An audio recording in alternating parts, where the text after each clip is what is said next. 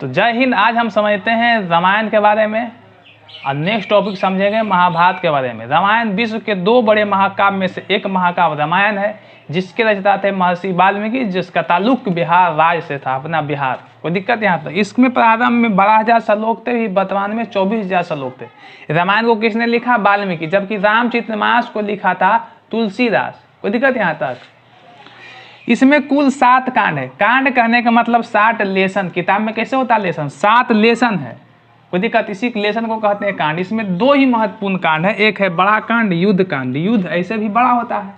सुंदर कांड मतलब महत्वपूर्ण कांड को बोलते हैं सुंदर कांड। इसमें यज्ञ का चर्चा है। नए पंडित जी आता है घर में, बड़े सुंदर कांड हो रहा है, सुंदर काम हो रहा है, यज्ञ तक हो रहा है। तो समझिए, जब कैकैया रथ में उंगली डाल के राजा दशरथ से वरदान मांगा तो राजा दशरथ बोला तुमको हम एक वरदान देंगे।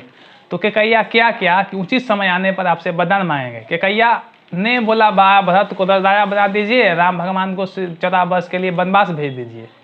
तो राजा दशरथ का मृत्यु का सबसे बड़ा कारण बना था श्री राम भगवान का वनवास जाना।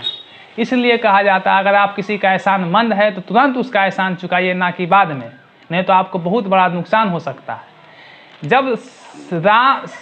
जब रावण माता सीता के हरण करने के लिए आया था तो माता सीता अगर लक्ष्मण रेखा से आगे नहीं जाती तो हरण नहीं होता। ये बात भी सत्य है, अगर रावण साधु के भेष में नहीं आता तो माँ सीता को हरण नहीं कर पाता। इसलिए कहा जाता है हर साधु के भेष में आया हुआ व्यक्ति सन्यासी नहीं होता है। अगर कलयुग में भी आपके पास कोई साधु के भेष में आए, हो सकता है आपको लक्ष्मण रेखा पार करवाने के लिए आया हो। जब श्री राम भगवान की पत्नी सीता को हरण कर सकती भगवान की पत्नी को, तो हम जैसे तुच्छ मानव की औकात क्या है।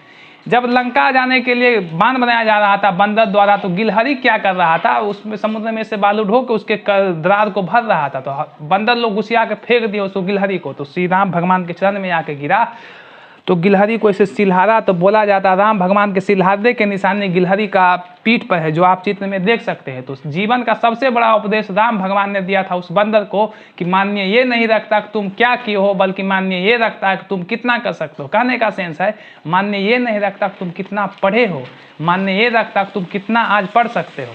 हालांकि रामायण एक लीला है कि किस तरह से मनुष्य चलेगा जीवन में कलयुग में।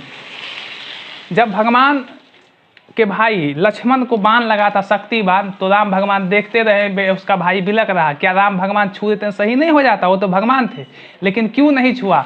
वो जानता था अगर आज हम इसको छू देंगे तो भविष्य में साधु पखंडी लोग बोलेगा कि इसको जो कुछ हुआ है हम इसको छू देते हैं, ठीक हो जाएगा। जो राम भगवान मंत्र पढ़ा था उसको हम पढ़ देते हैं। आज के समय में उसको सीख मिलता है, उचित समय रहते हुए आप इलाज कीजिए। सुसेन ने संजीवनी बूटी की जानकारी दिया और लाया उजिया। जब रावण और राम में युद्ध हो रहा था तो रावण हालांकि नहीं मरता अगर उसका भाई भविष्य अपने भाई को नहीं बताया होता रावण कि मेरा नाभि में जान है। इसलिए कहा जाता करीबी का कोई करीबी होता है। राज छुपाने के लिए अपने आप रखिए। लेडीज को तो बिल्कुल नहीं बताइए, पूरा गांव हल्ला कर लेगी, है तुम उसको नहीं बोलना, वो बोलेगा उसको नहीं बोलना। बोलते बोलते पूरा मोहल्ला में न्यूज है। पुराना समय में दादी लोग न्यूज का काम करती थी। एक दादी को बोल दो पूरा एरिया हल्ला गदल्ला, फलना यह हुआ है, चिल्ला यह हुआ है। हालांकि कहा जाता है जब सीता माँ अयोध्या आई तो इससे राम की बहादुर थी, लेकिन उससे ही बड़ा रावण की इंसानियत थी जो माता सीता को पवित्र लौटाया गया। कोई दिक्कत यहाँ तक। और कहा भी जाता है इस भीड़ में, रावण बोलता है इस भीड़ में मुझे जलाने वाले जरा ये बताओ कि इस भीड़ में राम कौन है। कुछ छोटा छोटा पॉइंट है उसको हम आज रखते हैं। अशोक वाटिका में माता सीता को रखा था लगभग 435 दिन। जब हनुमान जी अशोक वाटिका पहुंचे लंका तो वहाँ देखा एक घर में भगवान का चित्र था। तब हनुमान जी मन मन में सोचता लंका निश्चर निकर निवासा, यहाँ कहाँ सज्जन कर वासा। कहने का सेंस है यह तो राक्षसों का समूह है, यहाँ सज्जन साधु व्यक्ति कौन है? तो ये था राम भक्त और रावण का भाई भविष्य। यहाँ तक किसी को कोई दिक्कत? उसी ने अशोक वाटिका जानकारी दिया कि यहाँ माता सीता है। गया अशोक वाटिका माता सीता था। सुसेन संजीवनी बूटी की जानकारी दिया। और मेघनाथ का नाम था इंद्रप्रस्थ। और इंद्रप्रस्थ किसका पुराना नाम है? दिल्ली का। सीता जनकपुर नेपाल की थी, उसका पिता जनक था। राम का पिता था दशरथ, जो आपको पता है। माता का नाम था कौशल्या।